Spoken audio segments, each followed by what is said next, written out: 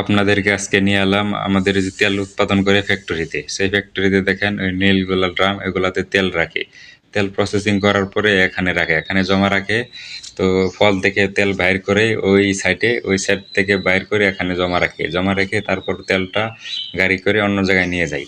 এখানে কি বিশাল আকৃতি, কত লক্ষ লিটার ধরে এক একটা ড্রামে তেলটা বলা যায় না, বিশাল বড় বড়।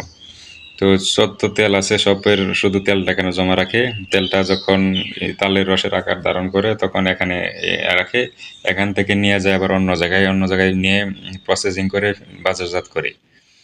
তো এখানে খুব নিরাপত্তা বেষ্টনী দ্বারা, পাশে সিকিউরিটি আছে, সিসি ক্যামেরা, আর পাশে যাওয়া খুবই ঝামেলা।